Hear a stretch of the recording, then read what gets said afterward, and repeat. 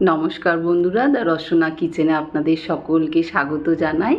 আজ আমি ভাপা আম দই বানিয়ে দেখাবো। দারুণ সুন্দর এই রেসিপি। গরমের সময় ঠান্ডা ঠান্ডা আম দই দারুণ খেতে লাগবে। আপনারা অবশ্যই এই রেসিপিটা বাড়িতে ট্রাই করবেন।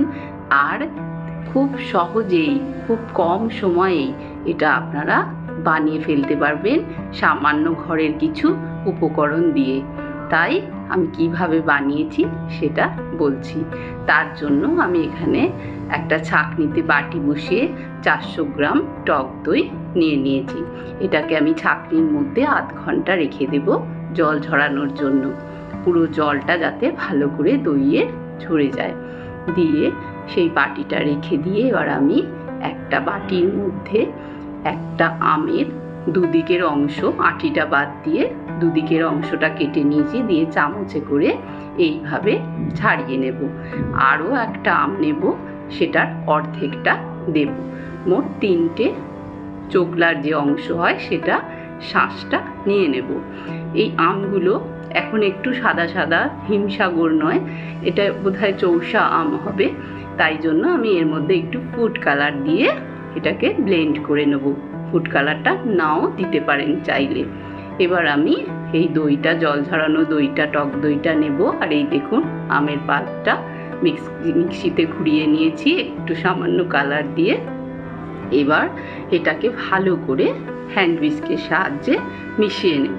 খুব ভালোভাবে এটা মেশাতে হবে যাতে কোনো রকম ডেলা অংশ না থাকে। এবার এর মধ্যে দিয়ে দেবো আমি ছোট কাপের 1 কাপ, আমার কাপটা বড় বলে হাফ কাপ দিয়েছি কনডেন্স মিল্ক। এখানে চাইলে আপনি গুঁড়ো দুধও ব্যবহার করতে পারেন 1 কাপ, একই টেস্ট হবে। দিয়ে খুব ভালোভাবে এটাও মিশিয়ে নেব। এবার আমি একটা স্ট্যান্ডের উপর একটা হাঁড়ি রেখেছি, আমি হাঁড়িতে করছি। আপনারা চাইলে মাটির হাঁড়ি না থাকলে যে কোনো পাত্রে করতে পারেন। এখানে আমি দইয়ের ঘোলটা দিয়ে দেব, মিক্সচারটা দিয়ে একটু ট্যাপ করে নেব যাতে ভিতরে কোনো বাবলস না থাকে। এবার আমি একটা ফয়েল পেপার দিয়ে মুড়িয়ে দেব। যদি ঢাকনা থাকে আপনার, সেই ঢাকনা দিয়েও এটা আটকে দিতে পারেন যাতে পেপারটা ভেতরে জলটা না চলে যায়। এবার আমি একটা পাত্রে জল বসিয়ে রেখেছিলাম, গরম হয়ে গেছে। এর উপরে আমি পাত্রটাকে, মাটির হাঁড়িটাকে বসিয়ে এটা আমি 30 মিনিটের জন্য লো ফ্লেমে রান্না হতে দেব। আমার বাটিটা যেহেতু, হাঁড়িটা যেহেতু বড়, তাই 30 মিনিট লেগেছে আমার।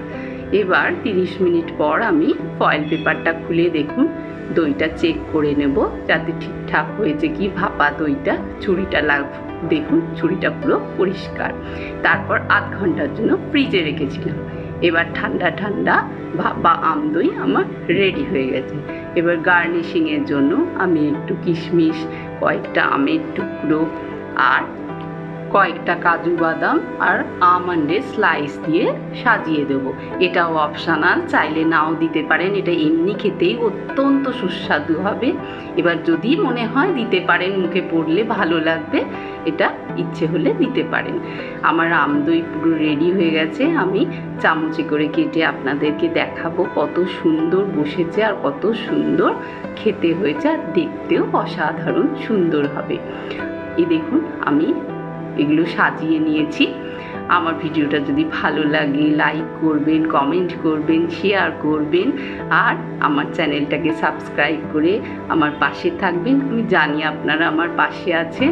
এবার আমি চামচে করে কেটে দেখাচ্ছি। দেখুন কতটা সুন্দর ভাপা আম দই রেডি হয়ে গেছে। আমার ভিডিওটা যারা ফেসবুক থেকে দেখছেন তারা ভিডিওর নিচে লিঙ্কটা আছে, সেটাতে ক্লিক করে দেখতে পাবেন।